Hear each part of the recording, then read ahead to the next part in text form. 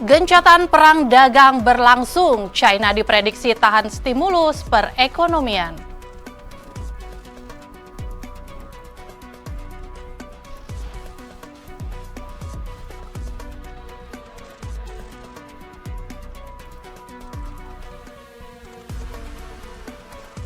India mulai menimbang-nimbang untuk hengkang dari BRICS.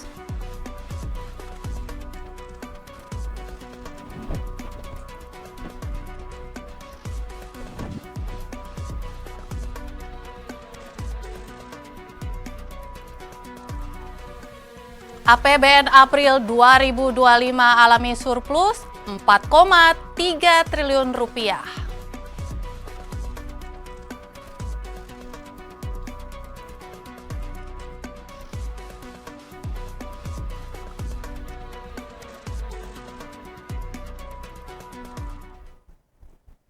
Halo sahabat kabar bursa, apa kabar? Anda menyaksikan kabar bursa hari ini edisi 23 Mei 2025. Menyajikan berita terkini, informasi pilihan, serta rekomendasi saham. Bersama saya Francisca Rati, kita jelang kabar bursa hari ini selengkapnya.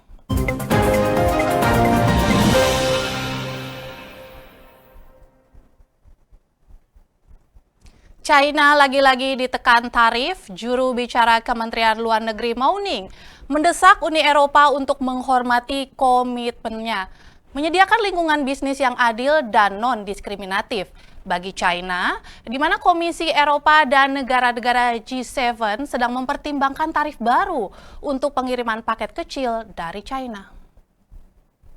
Juru bicara Kementerian Luar Negeri Mao Ning mendesak Uni Eropa untuk menghormati komitmennya, menyediakan lingkungan bisnis yang adil, transparan, dan non-diskriminatif bagi perusahaan Cina. Cina meminta EU menciptakan kondisi menguntungkan bagi kerjasama ekonomi dan perdagangan antar kedua pihak. 具体的问题也建议你向中方的主管部门了解。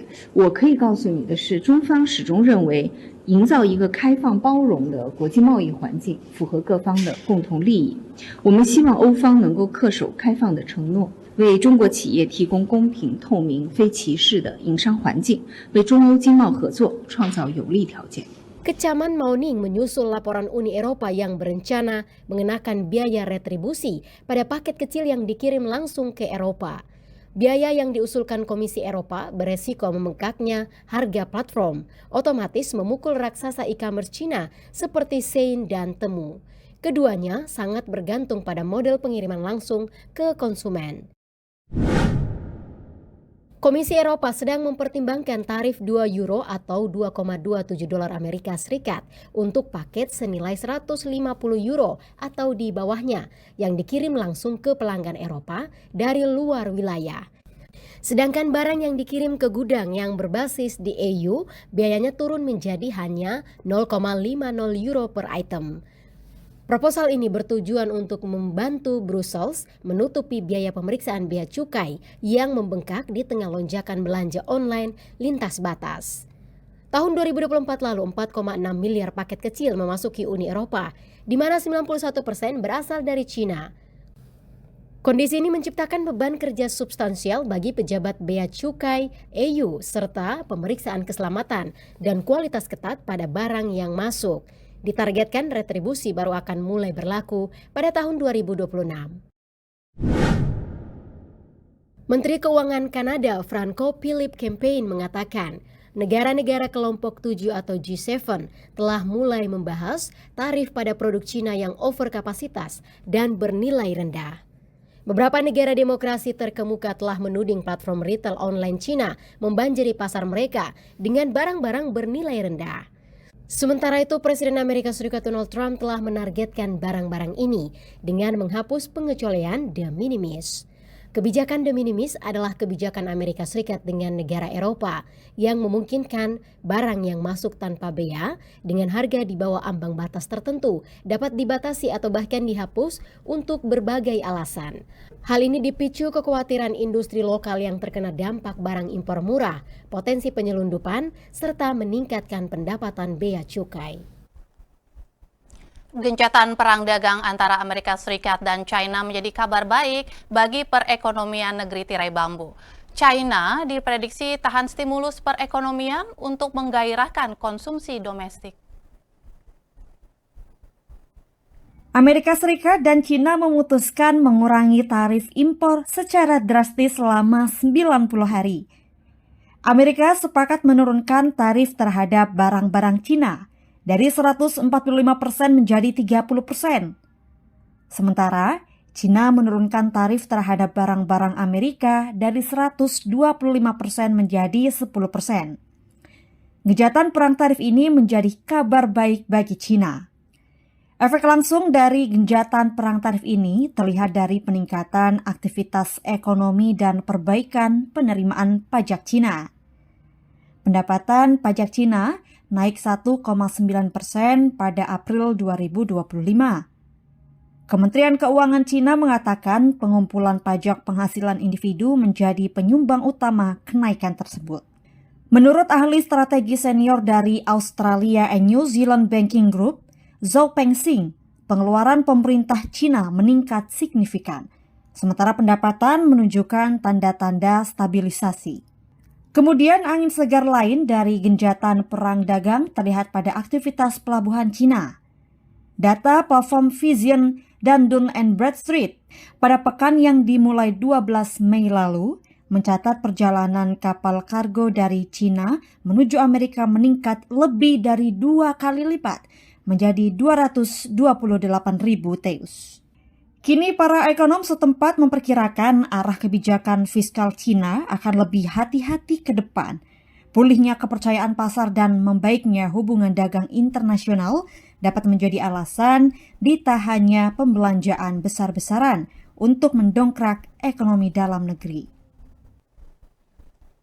Amerika Serikat dan China mengadakan panggilan pertama sejak pertemuan Jenewa pada Kamis waktu setempat. Komunikasi keduanya menandakan sinyal pintu negosiasi akan berlanjut. Dan dilaporkan keduanya bertukar pandangan tentang berbagai masalah utama tanpa merinci apakah tarif termasuk di antara topik yang dibahas. Amerika Serikat dan China isyaratkan pintu negosiasi akan berlanjut. Komunikasi via saluran telepon Wakil Menteri Luar Negeri China, Ma Zhouzhu, dan Wakil Menteri Luar Negeri Amerika Serikat, Christopher Landau, menandakan kedua belah pihak terhubung kembali di tingkat diplomatik menuju kesepakatan yang lebih luas. Dilaporkan keduanya bertukar pandangan tentang berbagai masalah utama, tanpa merinci apakah tarif termasuk di antara topik yang dibahas. Meski tidak mengindikasikan hal baru terkait kesepakatan perdagangan, percakapan keduanya bisa jadi tanda positif sebagai panggilan tingkat diplomatik antara Amerika Serikat dan China. Awal pekan ini, Ma Zhou telah bertemu Duta Besar Amerika Serikat yang baru untuk China, Dave Perdue, mengisyaratkan Beijing ingin lebih dekat dengan Amerika Serikat. Terlepas dari deeskalasi baru-baru ini, Beijing dan Washington tampak terus bertukar duri. Perselisihan terbaru terkait penggunaan chip semikonduktor China. Pihak berwenang China mengecam keputusan Amerika Serikat yang memperingatkan perusahaan untuk tidak menggunakan chip kecerdasan buatan China, terutama yang disediakan oleh Huawei Technologies. Kementerian Perdagangan China menyebut langkah itu intimidasi sepihak dan menuding Amerika Serikat telah merusak kesepakatan perdagangan awal. Kuda-kuda baru China usai gencatan perang dagang. Dan untuk membahasnya, kami sudah terhubung dengan Rani Septiarani, peneliti ekonomi Selios. Halo Mbak Rani, apa kabar? Halo Mbak, kabar Iya Mbak baik. Rani, ini kabar terbaru nih ya, Amerika Serikat dan China mengadakan panggilan pertama sejak pertemuan Jenewa.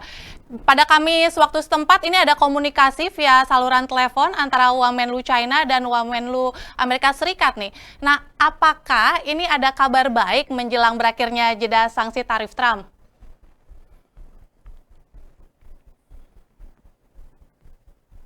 Ya, membuka komunikasi ya dengan Ya. cara melakukan China dan Washington sudah membuka komunikasi dan US sekarang sedang membuka komunikasi. Sebenarnya apakah ini kabar baik akan berakhirnya tarif itu belum tentu karena mungkin di sini hanya sebatas meringankan kekhawatiran kepada misalnya penduduk US gitu terhadap perang tarif yang sedang terjadi. Tapi ini sebuah kabar baik ya ketika negara yang sedang berperang gitu dalam hal ini adalah perang tarif membuka komunikasi, artinya masih ada kesempatan untuk saling bernegosiasi, berdiplomasi, kemudian membicarakan bagaimana yang terbaik. Tapi apakah ini memang akhir dari perang, itu belum tentu karena kita masih melihat. Jadi adanya negosiasi, kemudian juga adanya keterbukaan komunikasi, ada beberapa hal yang memang China sedang lakukan. Memang mereka membuka komunikasi, tapi di satu sisi juga US tidak mau berhenti dengan perang tarif. Itu seperti saklar gitu. Yang kalau komunikasi itu butuh lagi menaikkan tarif dan sebagainya seperti itu. Mbak Rani, sebenarnya agak terputus-putus tadi suara Anda. Semoga sinyal di sana lebih baik ya saat ini. Iya, iya, sepertinya sinyal di sini sedang tidak baik, Mbak. Oke. Oh iya, itu memang kondisi sedang tidak baik-baik saja sih. Baik di global juga ini, meskipun sebenarnya ada komunikasi awal begitu ya, yang mensinyalir bahwa akan ada negosiasi lebih lanjut antara Amerika Serikat dan China. Tapi memang tidak dibicarakan secara eksplisit apakah ada pembicaraan tentang kesepakatan tarif berikutnya. Tapi jika memang kabar baik ini berlanjut begitu ya, apakah peluang Indonesia juga negosiasinya lebih besar nih untuk kembali menurunkan tarif? Kalau untuk menurunkan tarif dari apa yang kita lihat di term pertama Trump begitu, Trump memang menggunakan tarif itu sebagai apa ya, ancaman begitu. Jadi Trump menggunakan tarif karena Trump latar belakangnya adalah pebisnis, begitu. Jadi Trump menggunakan tarif untuk mengajak untuk memegang gitu, bagaimana dia bisa bernegosiasi. Sebenarnya untuk menurunkan atau tidak itu masih sulit diketahui ya, karena ada beberapa hal gitu, karena Trump dengan kebijakannya adalah selalu menyebutkan national security. Jadi tambah lagi katanya kabar hari ini ada melarang visa untuk mahasiswa asing di Harvard. Nah, untuk dari situ saja kelihatan apakah ini akan diturunkan, itu sebenarnya sulit ya melihatnya seperti itu. Tapi memang adanya komunikasi membuka kemungkinan untuk saling berdiplomasi itu adalah sebuah langkah yang baik begitu. Tapi apakah akan turun ya, kita masih melihat kondisi ya gitu. Eskalasi baru-baru ini ya, Beijing dan Washington ini kan tampaknya terus bertukar duri ini. Perselihan terbaru ini terkait keputusan Amerika Serikat yang memperingatkan perusahaan untuk tidak menggunakan chip AI produksi China. Nah, sebenarnya kalau misalnya dibilang ini adalah damai semua aja berarti ya. Kesannya perang dagang mereda tapi membara di balik tirai diplomasi ini. Ya, memang apa ya, sebenarnya itu sebuah istirahat aja gitu. Jadi kelihatan bahwa ketika mereka bilang akan ada membuka komunikasi, sedang terjadinya percakapan setiap minggu gitu atau setiap bulan begitu kan, itu hanya untuk meredakan kekhawatiran banyak pihak bahwa AS sedang sangat menutup diri dari panggung global gitu. Nah, cara membuka komunikasi ini memang memperlihatkan bahwa masih ada ruang untuk berdiskusi, tapi dengan kebijakan yang seperti itu ya, itu hanya sebuah ruang untuk berdiskusi saja gitu. Makanya apakah kebijakannya akan menjadi lebih lemah itu belum tentu begitu. Ya, tapi di tengah percakapan awal atau komunikasi awal setelah Jenewa begitu ya, ada isu krusial juga ini yang mengancam BRICS tampaknya. Karena BRICS terancam pecah usai India diisukan bakal hengkang dari BRICS. Nah, apakah ini artinya taktik Trump ini berhasil?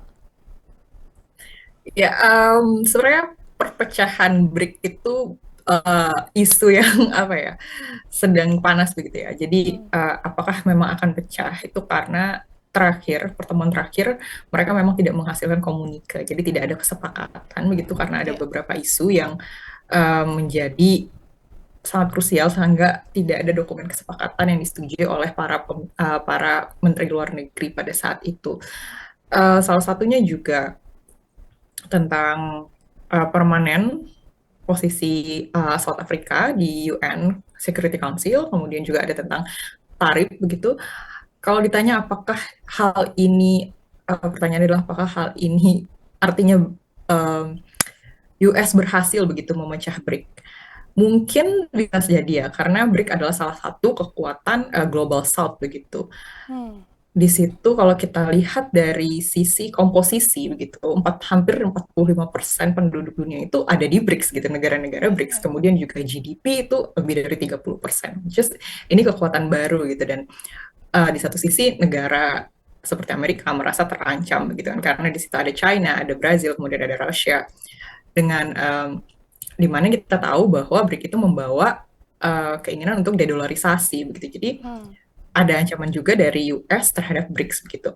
Nah, mungkin ketika ini ada ketakutan di beberapa negara gitu, karena yang vokal dengan dedolarisasi itu kan China dan juga Rusia gitu kan. Tapi kan tidak semua negara BRICS sebenarnya menginginkan itu gitu. Jadi ini sebenarnya masih apa ya, dalam tubuh BRICS sendiri itu mungkin dengan sosial yang berbeda, demografi yang berbeda, dan geopolitik yang berbeda di setiap negara itu masih ada gesekan gitu, sehingga hal ini terjadi. Nah, apakah ini artinya terpecah gitu kan, belum tentu, karena dari India sendiri itu masih diisukan, sementara belum ada statement yang keluar dari New Delhi. Jadi, tapi dari satu sisi memang AS sedang mendekati India begitu. Jadi ini seperti sedang membawa India untuk berteman begitu ya.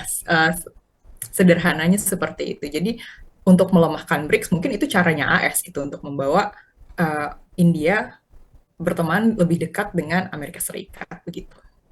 Ya, tampaknya ketegangan di antara BRICS ini juga semakin memuncak ya saat China terang-terangan menyatakan dukungannya terhadap Pakistan ini. Dan apalagi kan China juga punya sejarah tersendiri dengan India ya, dengan konfliknya tersendiri.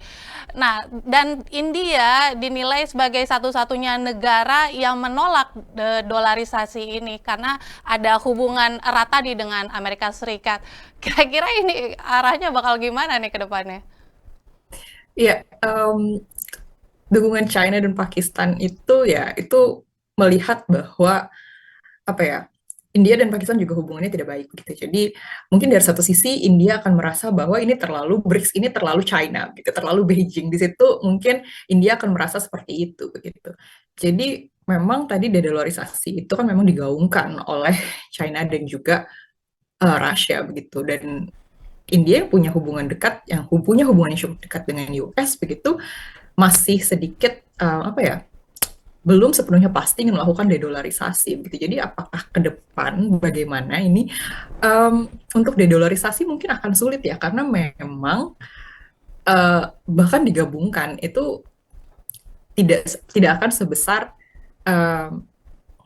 dolar begitu. Tapi itu adalah sebuah ide yang dimana itu menurut saya adalah suatu ide yang bagus, karena selama ini negara-negara selatan itu, negara-negara global south sangat ketergantungan dengan US dan sangat tergantungan dengan dolar. Jadi sebuah wacana yang dolarisasi itu adalah membawa sesuatu yang baru untuk negara-negara selatan mempunyai bargaining power gitu terhadap negara-negara barat begitu. Nah, kalau misalnya kita melihat permainan atau taktik Trump ini kan ibarat sedang memainkan kuda Troya gitu ya, menusuk jantung lawan secara langsung gitu. Tapi kalau misalnya melihat sekarang juga tampaknya negara-negara dari EU dan juga G7 ini juga lagi menimbang-nimbang nih terkait tarif baru untuk yang akan dikenakan terhadap paket-paket kecil, yang ini tentunya akan memukul industri e-commerce China. Apakah memang ini yang lagi diserang saat ini, industri e-commerce yang memang lagi meledak di China? Ya, sepertinya demikian ya, karena dengan produksi China yang sangat murah begitu, dan Shein, kemudian juga ada Temu dan lain-lain, itu kan sangat mengkhawatirkan bagi US ya, karena it's very growing gitu, ekonominya sangat besar sekali e-commerce di China gitu. Jadi mungkin itu adalah salah satu cara US gitu untuk berusaha mengurangi gitu ya, cengkraman China begitu. Tapi di satu sisi juga itu kan juga akan berdampak tidak hanya bagi penduduk US sendiri begitu, bahkan dari penduduk beberapa negara lain juga akan terdampak gitu. Jadi ini dari awal ketika Trump mulai memainkan tarif dan lain-lain itu sudah dilihat bahwa yang akan banyak merasakan dampaknya adalah US sendiri begitu. Nanti jika BRICS ternyata akhirnya beneran pecah nih, kira-kira dampaknya bagi Indonesia apa ya? Ini kan Indonesia lagi hangat-hangatnya bergabung dengan BRICS. Ya, BRICS pecah itu sebenarnya sulit diprediksi ya, apakah BRICS akan pecah atau tidak. Karena memang BRICS itu ya kalau kita lihat dari satu sisi memang gesekannya sangat kuat ya, karena Russia, China, dan India itu pasti negara-negara yang tergabung dengan BRICS yang awalnya hanya 4, let's say BRICS, Brazil, Russia, India, China, dan South Africa sedikit ya. Sekarang negaranya sudah yang bergabung sudah banyak. Artinya semakin negara itu semakin bertambah, maka gesekannya akan semakin kuat begitu. Nah, apakah jika nanti akan pecah? Harapan saya tidak pecah begitu ya, karena BRICS itu merupakan suara negara-negara berkembang, karena itu yang selalu dibawa ya, suaranya global south, suaranya negara berkembang untuk bukan melawan ya, tapi agar lebih didengarkan di global gitu. Jadi jika memang itu pecah ya, sebenarnya dari Indonesia sendiri kita tidak hanya bergantung dengan BRICS ya, kita juga bergabung dengan G7, G20 dan lain-lain. Artinya kita tidak hanya bergantung pada BRICS saja gitu. Tapi di sini kita membuka apa ya? Membuka kesempatan gitu untuk berdialog dengan negara-negara lain gitu, negara-negara maju juga, tapi juga dengan negara-negara berkembang di selatan gitu. Dampaknya ketika Indonesia kalau itu pecah gitu, artinya tidak hanya untuk Indonesia, tapi untuk negara-negara selatan kita jadinya semangat untuk menjadi semangat persaudaraan begitu kan, semangat persaudaraan antara negara-negara berkembang itu akan jadi seperti hilang begitu, karena tidak ada suara atau tidak ada suatu organisasi yang mungkin akan bisa membawa negara-negara berkembang, negara-negara global south itu punya bargaining power di kancah internasional, kancah global begitu. Ya, solidaritas negara-negara berkembang ini memang cukup mencemaskan Amerika Serikat tampaknya. Tapi kalau misalnya kita lihat-lihat kan Amerika Serikat sendiri bukan lagi sekedar negara maju ya, tapi benar-benar negara adidaya dengan super power di dunia gitu. Nyatanya malah milih perang dengan China yang statusnya negara berkembang begitu, atau dengan BRICS lah. Nah, ini kira-kira kalau misalnya kita lihat pertempuran ini ibarat pro player ini melawan casual player aja tapi udah di ulti gitu. Kira-kira seperti itu apa gimana? Sebenarnya China itu cuma cuma embel-embel mungkin ya negara berkembang. Tapi kalau kita lihat China itu sangat besar begitu dari penduduknya begitu, dari penduduk berarti kan pasarnya besar, kemudian juga ekonominya itu sudah 17,79 US dollar gitu, triliun US dollar, yang mana hanya beda sekitar 10 triliun US dollar. Banyak, tapi tetap saja itu termasuk besar ya bagi Amerika Serikat begitu. Kemudian juga kita lihat dari military spending-nya itu nomor 2 di bawah Amerika Serikat. Kemudian juga cadangan devisanya juga besar. Negara berkembang itu hanya sematan gitu. Tapi kalau kita lihat deep down dalam di China itu dia negara berkembang yang hampir menyaingi gitu. secara negara ya, itu sudah sangat besar begitu, bukan lagi negara berkembang. Jadi kalau dibilang apakah ini pro player dengan casual player, tidak juga, karena kenapa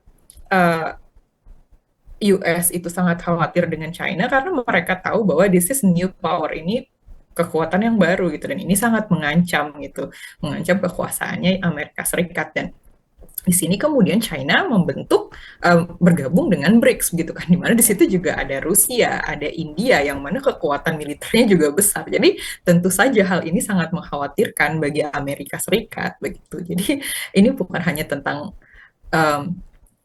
casual player dan pro player yang saling berantem gitu, berkelahi, enggak. Tapi sebenarnya memang Amerika tahu bahwa ini tuh sebenarnya sudah besar dan itu mengkhawatirkan gitu.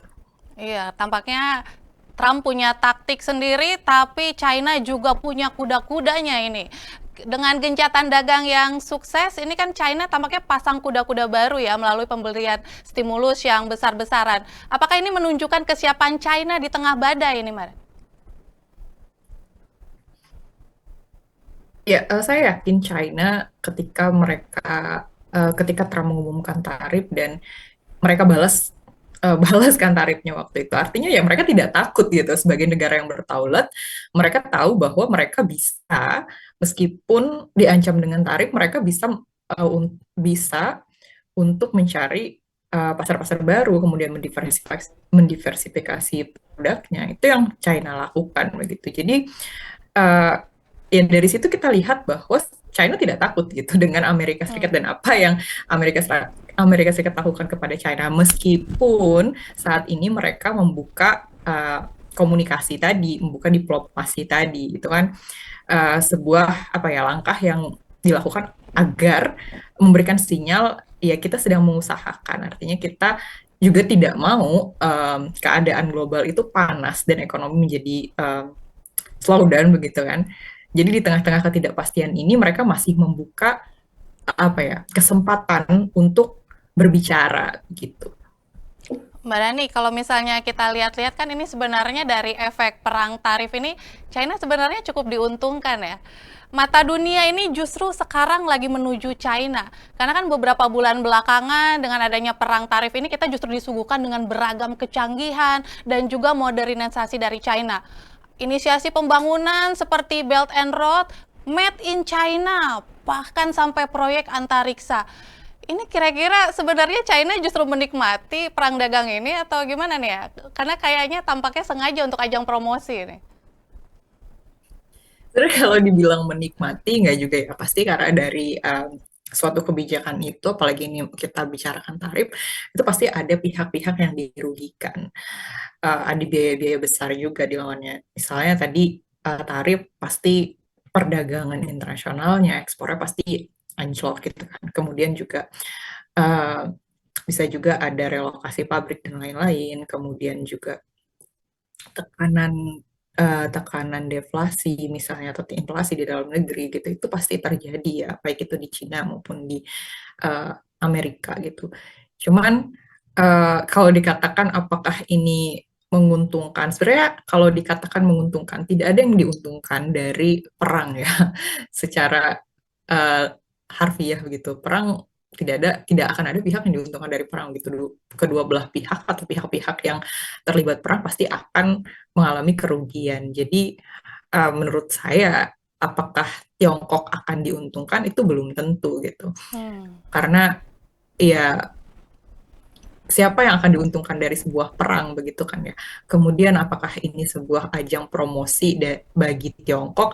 Menurut saya keberanian Tiongkok ketika mereka dikenakan tarif dan mereka balas tarif itu yang membuat kita beralih melihat China ya. Artinya mereka sebagai negara ketika di ultimatum begitu ya, diberikan tarif, mereka berani melawan. Artinya mereka tahu bahwa kemampuan ekonomi mereka besar dan mereka tidak takut untuk melakukan itu.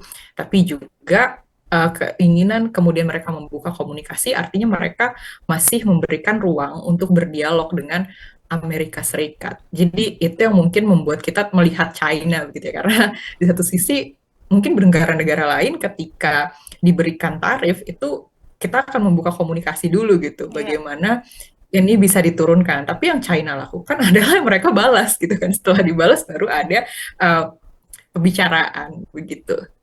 Iya, baru terjadilah kesepakatan-kesepakatan itu ya, dan akhirnya terjadilah juga jeda tarif ini. Mbak Rani, ini ada sahabat kabar bursa yang sudah bergabung bersama kita via live chat, ingin langsung bertanya dengan Mbak Rani. Kalau BRICS, ini dari ADP ya pertanyaannya, kalau BRICS benar-benar ambruk, baiknya RI keluar atau tetap di sana? Dan seberapa besar sih peluang BRICS bakal pecah nih? Ya, pertanyaan menarik ya, itu akan sulit diprediksikan apakah BRICS akan pecah atau tidak begitu. Tapi kembali lagi memang ada gesekan gitu ya di dalam BRICS sendiri gitu. India melihat BRICS terlalu China begitu, kemudian mungkin di satu sisi China dan Rusia akan melihat India terlalu dekat dengan um, AS begitu, tapi saya sendiri akan menyayangkan jika BRICS pecah karena kembali lagi bahwa BRICS itu memang uh, suara gitu ya, kekuatan baru untuk negara-negara berkembang. Jadi ya pasti karena ketika negara-negara berkembang bergabung begitu ya, bergabung dalam suatu forum seperti ini kan pasti mereka punya apa ya, tujuan-tujuannya kan akan berbeda gitu. Apa yang mereka bawa itu akan berbeda. Makanya sangat rentan terjadi perselisihan atau perbedaan pendapat karena memang dari dalam negeri pun mereka sedang apa ya, sedang berjuang juga begitu. Nah, kemudian mereka di sini kayak serasa senasib sepenanggungan begitu ya, secara sederhananya begitu. Nah,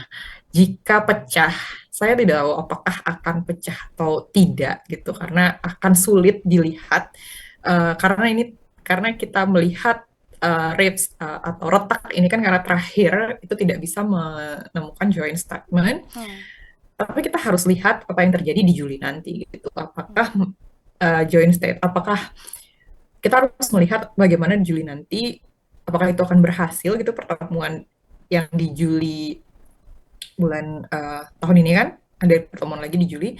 Kita lihat dulu itu bagaimana gitu. Mungkin dari situ kita akan lihat kelanjutan BRICS bagaimana. Tapi jika memang BRICS pecah, apakah Indonesia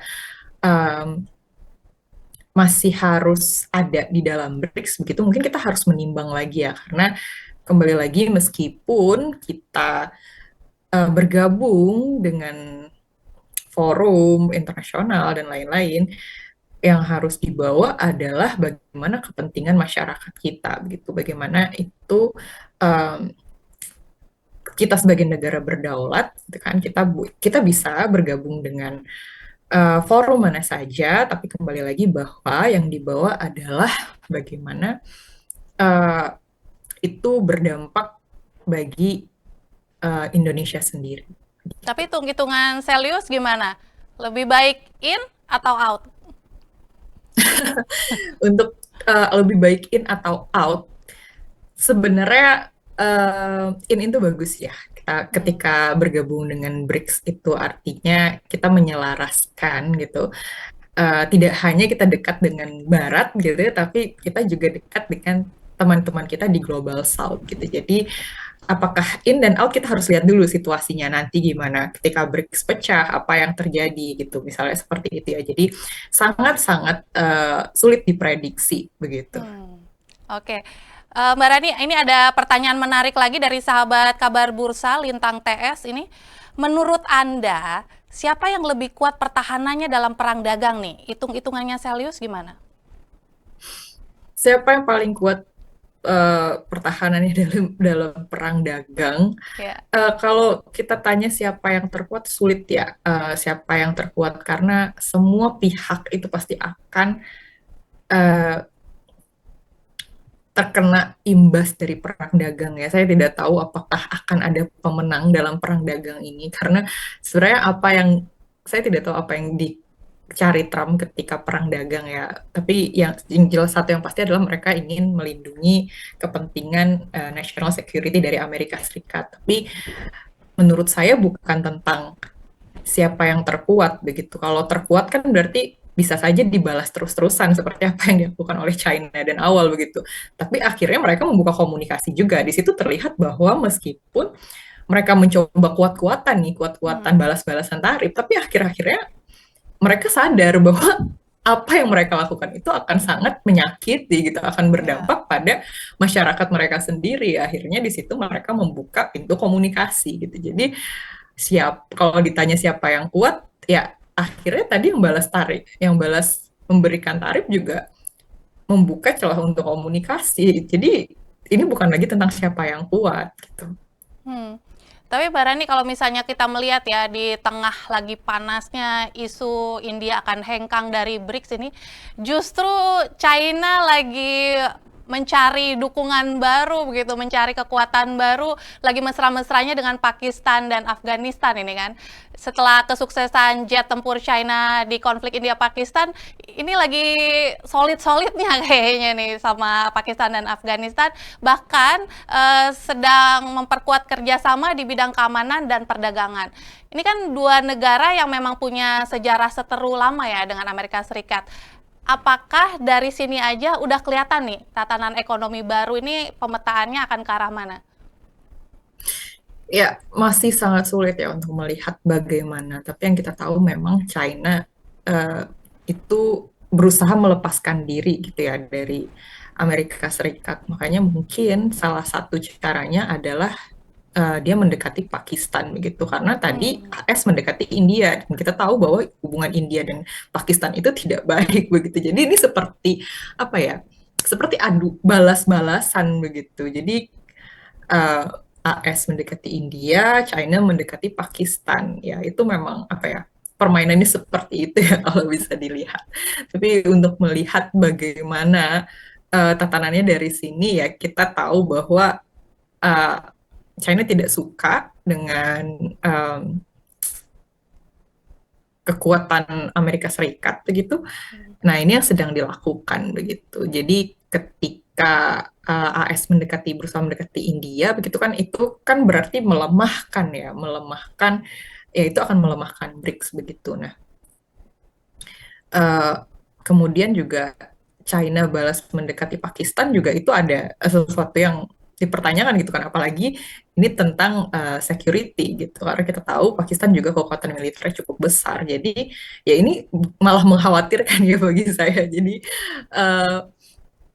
ya kita sedang melihat gitu sebenarnya apa sih yang akan terjadi selanjutnya begitu, karena ini memang India, China, Amerika dan juga Pakistan itu memiliki kekuatan militer yang besar. Justru kerjasama trilateral antara China dengan Pakistan dan Afghanistan ini justru sebenarnya mengkhawatirkan ya, Mbak Rani? Iya, kita tidak tahu ya arahnya kemana begitu kan. Kenapa kemudian kalau dibilang jadi mesra gitu kan dengan Pakistan dan Afghanistan, kita nggak tahu arahnya kemana.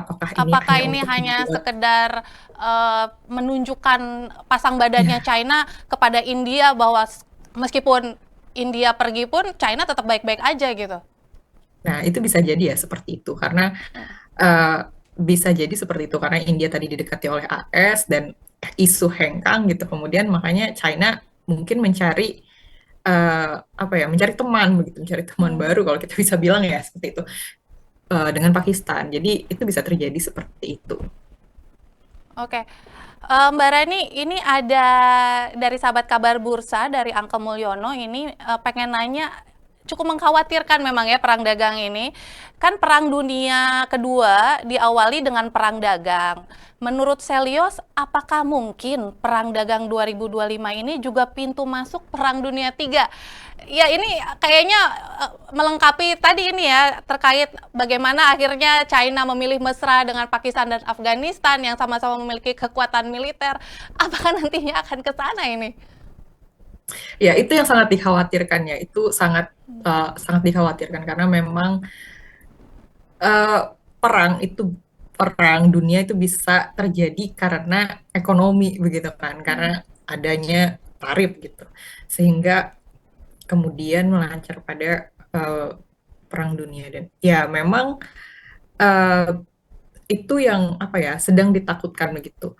Jadi ketika kemudian ini mereka sedang bisa dibilang mengkonsolidasi gitu ya. Saya tidak tahu apakah itu kata yang tepat begitu, karena itu yang sedang dilakukan China begitu dengan Pakistan begitu kan, kerjasama di bidang militer. Mungkin itu yang mereka itu yang sedang mereka lihat gitu. Mungkin itu yang sedang mereka baca, bahwa mungkin saja gitu perang dagang akan lead to perang dunia gitu. Makanya di sini China berteman gitu kan, mendekatkan diri pada Pakistan yang juga punya kekuatan militer yang cukup besar begitu.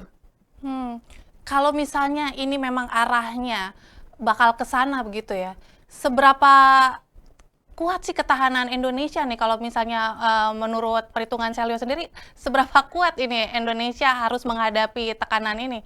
Kira-kira kita siap nggak untuk minimal menghadapi arah sana gitu? Ya, siap atau tidak ya, menurut saya kita tidak pernah, belum siap ya, belum siap menghadapi hal ini gitu. Karena dari dalam negeri sendiri pun kita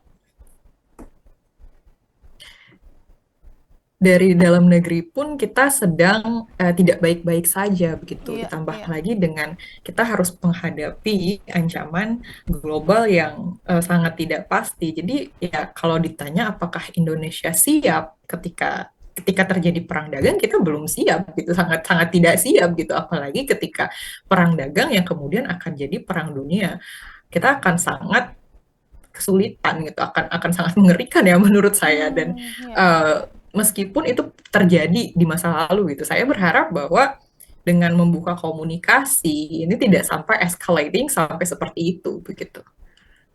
Ya, itu harapan kita semua, jangan sampai terjadi eskalasi dan pastinya siap tidak siap, Indonesia harus siap begitu. Dan sekarang memang sudah ada optimisme bagaimana kita terus menciptakan swasembada dalam negeri begitu ya. Baik, terima kasih Rani Septiarani sekaligus selaku peneliti ekonom Celios. Terima kasih untuk waktu dan analisis Anda di Sahabat Kabar Bursa hari ini. Sukses selalu. Kita beralih ke informasi lainnya, kekompakan antara negara dalam aliansi BRICS tengah diuji dan dikabarkan India mulai menimbang-nimbang untuk hengkang dari BRICS. Isu mencuat pasca China terang-terangan menunjukkan dukungan terhadap Pakistan. Benarkah BRICS terancam pecah? BRICS tengah diuji. Beberapa bulan terakhir menjadi periode yang cukup rumit bagi aliansi ekonomi negara-negara berkembang tersebut. Kini muncul satu isu krusial, dikabarkan India mulai menimbang-nimbang untuk hengkang dari BRICS. Ketegangan diplomatik terus memburuk pasca China secara terbuka menunjukkan dukungan terhadap Pakistan. Situasi ini menjadi pukulan baru bagi aliansi yang terdiri dari Brazil, Rusia, India, China, dan Afrika Selatan. Ketegangan lama antara India dan China terkait perbatasan di Himalaya belum sepenuhnya reda. Kini diperparah sikap Beijing yang makin mesra dengan Islamabad. Sementara India dan Pakistan memiliki sejarah panjang konflik, khususnya di wilayah Kashmir. Sikap China yang membela Pakistan dipandang India sebagai bentuk tekanan politik dan diplomatik. Hubungan semakin kompleks dengan situasi geopolitik global yang berubah sejak kembalinya Donald Trump ke kursi Presiden Amerika Serikat. Trump kembali mengusung proteksionis dan memperketat hubungan dagang dengan berbagai blok ekonomi, termasuk BRICS. Trump bahkan disebut mengancam menerapkan tarif hingga 150% terhadap negara-negara anggota BRICS. Ancaman ini semakin menambah tekanan terhadap India yang secara historis memiliki hubungan dagang kuat dengan Amerika Serikat. Di tengah tekanan ini, BRICS mendorong agenda de-dolarisasi, sebuah inisiatif untuk mengurangi ketergantungan terhadap dolar Amerika Serikat dalam transaksi internasional. India secara terang-terangan menolak terlibat dalam rencana tersebut. India merasa posisinya lebih diuntungkan jika tetap menjalin kemitraan strategis dengan Amerika Serikat. Di saat negara-negara anggota BRICS semakin solid, India justru memilih jalur berbeda. Benarkah BRICS terancam pecah? Menyusul rumor hengkarnya India dari BRICS, Pakistan, Afghanistan, dan China makin solid. Ketiganya bersatu memperkuat kerjasama trilateral di bidang keamanan dan perdagangan.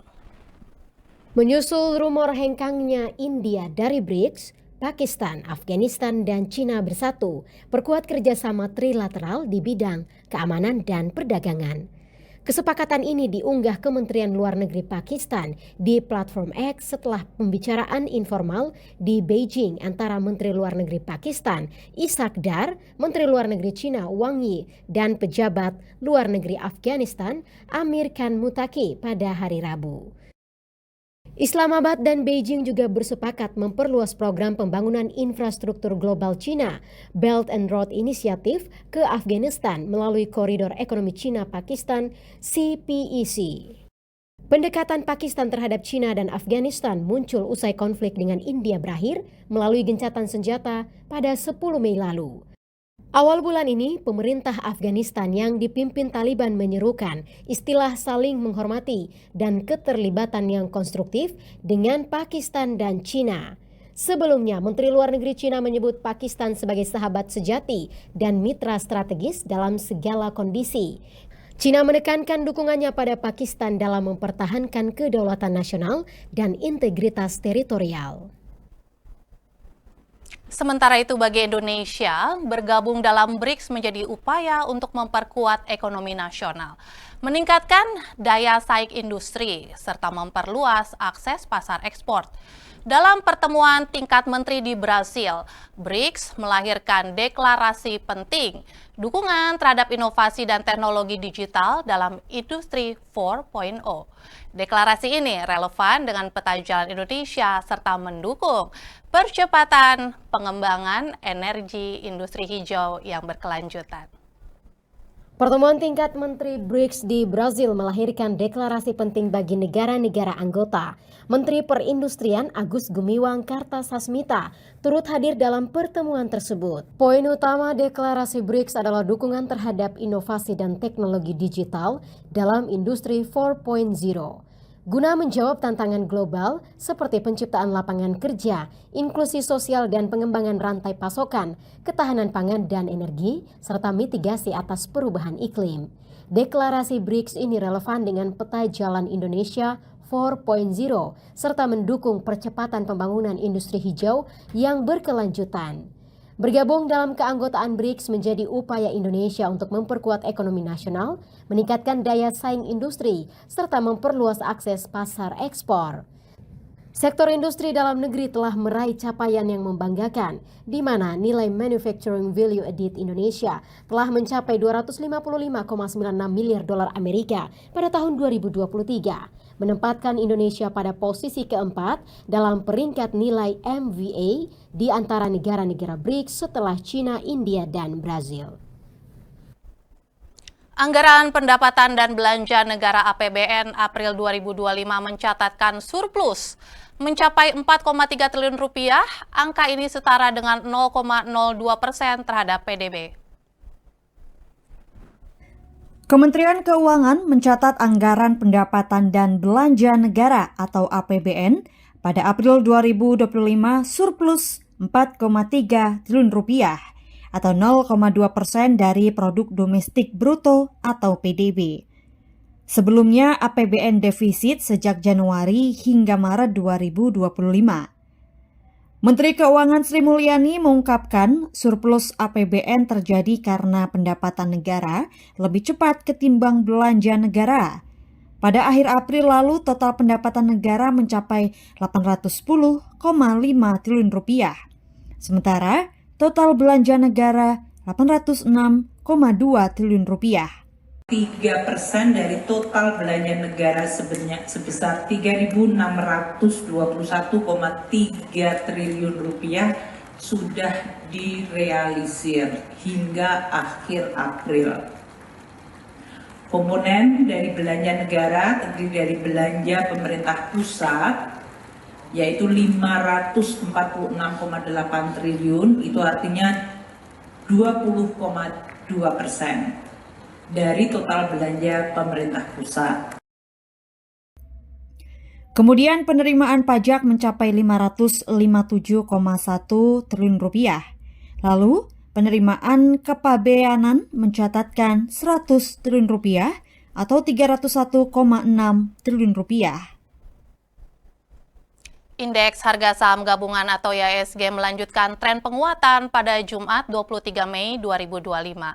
IHSG dibuka di zona hijau naik 0,55% atau menguat 39,37 poin ke posisi 7.206.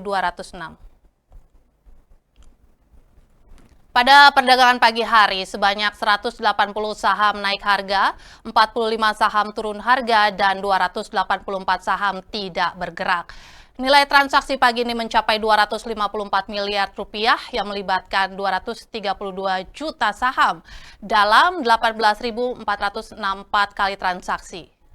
Sementara pada penutupan sesi kedua Jumat sore, IHSG ditutup menguat 47,18 poin atau 0,66% ke level 7.214. Sebanyak 280 saham naik harga, 315 saham turun harga, dan 211 saham tidak bergerak. 7 indeks sektoral berada di zona hijau, sementara 4 indeks sektoral lainnya masuk zona merah. Indeks sektoral dengan kenaikan terbesar adalah sektor barang baku yang naik 3,17%.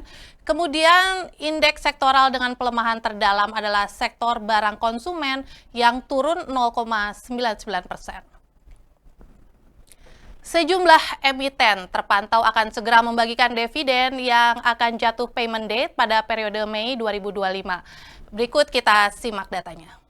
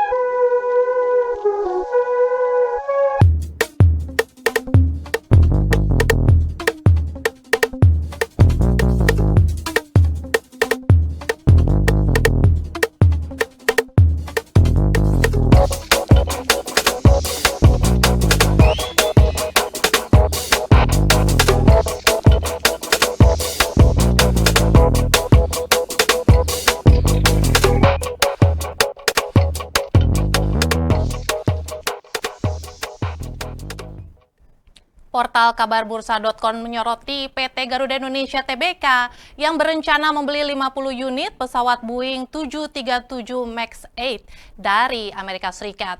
Kebijakan Menteri BUMN itu memunculkan pertanyaan serius mengenai tata kelola dan efisiensi pengelolaan perusahaan plat merah penerbangan nasional itu.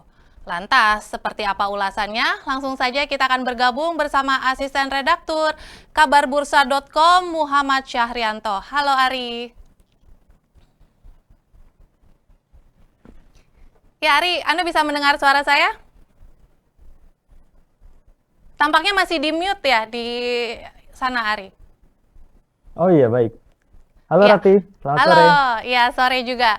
Oke, ini redaksi kabarbursa.com memilih topik yang lagi hangat ini ya. Kira-kira kenapa sih memilih topik ini, pembelian 50 unit pesawat Boeing 737 dari Amerika Serikat? Ya, terima kasih Rati atas kesempatannya. Halo juga sahabat kabar bursa. Di sini yang satu hal yang paling penting adalah saat ini kondisi Garuda Indonesia dari sisi fundamental keuangan ini lagi sangat tidak baik-baik saja gitu kan. Nah, di sini pemerintah melalui Menteri BUMN Erick Thohir bilang bahwa rencana pembelian 50 pesawat Boeing 737 MAX 8 dari Amerika Serikat ini cukup mengejutkan ya, karena kan memang semacam kebijakan yang ada dalam situasi yang tidak tepat gitu kan. Nah, di sini Erick bilang ini juga bagian dari diplomasi dagang antara Indonesia sama Amerika Serikat. Jadi ada semacam barter hubungan ekonomi gitulah. Cuma yang menjadi perlu diperhatikan adalah memangnya Garuda Indonesia ini udah sehat keuangannya, apakah udah siap lagi nambah beban? Nah, seperti itu kira-kira, Rati. Pertanyaan tentunya ya, dengan pembelian 50 unit ini Boeing 737, apakah kinerja keuangan Garuda Indonesia ini memang sudah baik atau bagaimana ini? Nah, itu yang menjadi menjadi perhatian kita di redaksi kabarbursa.com melalui tulisan kami di sini. Kalau soal keuangan, Garuda Indonesia tuh kondisinya masih jauh dari kata aman sebetulnya. Tahun 2024 mereka rugi hampir 70 juta US dollar. Padahal tahun sebelumnya itu sempat untung, tapi ternyata terkuras habis uangnya akibat biaya operasional dan utang yang lumayan gede ya. Jadi bisa dibilang keuntungannya nih hampir nggak ada lah gitu kan. Nah, kalau dilihat dari asetnya, memang Garuda Indonesia ini tertolong karena aset-aset yang mereka punya gitu kan. Sementara pada akhir Maret atau kuartal 1 tahun 2025 ini total liabilitas Garuda Indonesia ini udah sampai 8 miliar US dollar dan mereka juga masih rugi di kuartal 1 ini sekitar 75 juta US dollar. Nah, jadi kalau misalkan redaksi Kabar Bursa ini sedikit mengulas bahwa kondisi keuangan Garuda Indonesia ini masih sangat membahayakan gitu kan bagi sebagai perusahaan badan usaha milik negara BUMN plat merah sekaligus juga emiten terbuka gitu kan. Ini ada di zona lampu merah. Nah, yang bikin banyak pihak ragu dan ini menjadi bagian yang juga redaksi Kabar Bursa mengulasnya adalah kenapa bisa-bisanya berencana beli 50 pesawat baru dalam kondisi keuangan yang kayak gitu. Nah, seperti itu Rati. Iya, keuangan Garuda di zona merah, meskipun kabar terbaru memang nantinya investasi atau keuangan Garuda ini akan dikelola oleh BPI dan Lantara begitu ya. Tapi untuk lebih lengkapnya pastinya sahabat Kabar Bursa sebaiknya langsung klik aja nih di kabarbursa.com untuk bisa melihat ulasan lengkapnya, begitu ya Ari ya? Iya, bagi teman-teman sahabat Kabar Bursa yang penasaran nih apa yang diulas sama redaksi Kabar Bursa dalam artikelnya, ini bisa langsung aja klik ya artikelnya di website kabarbursa.com. Di situ juga ada narasumber yang sedikit mengatakan bahwa itu sama saja mengorbankan rencana itu sama saja mengorbankan Garuda Indonesia. Padahal di sisi lain penyembuhan Garuda Indonesia ini bukan dengan membeli pesawat baru, tapi dengan pembenahan fundamental. Jangan lupa langsung diklik. Seperti itu, Rati.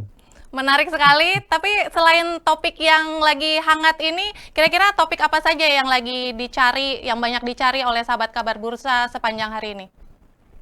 Iya, terima kasih Rati. Ada dua yang hari ini banyak dicari oleh pembaca Kabar Bursa. Yang pertama itu dari mancanegara, terkait artikel kami, ekonomi Cina bangkit, AS malah terancam tarif sendiri. Nah, di sini sedikit kami kasih spoiler, berita yang bikin investor makro ini perlu tahu seperti itu. Jadi ekonomi Cina ini tampaknya mulai rebound, sementara sebaliknya Amerika Serikat itu ya kita bisa melihat mungkin sudah terjatuh dalam kebijakan tarifnya sendiri gitu kan. Nah, ini seperti itu, dan kita kalau berbicara dengan ekonomi Cina ini sedikit banyak akan memiliki pengaruh buat Indonesia.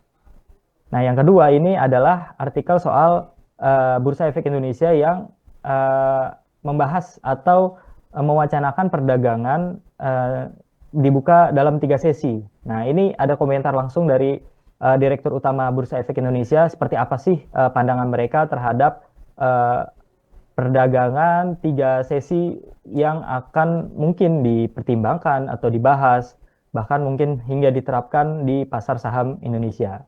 Seperti itu, Rati.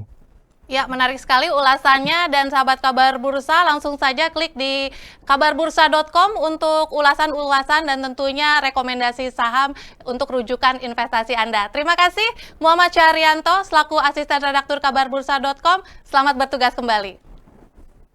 Terima kasih Rati, selamat bertugas. Dan kini kita beralih ke informasi lainnya.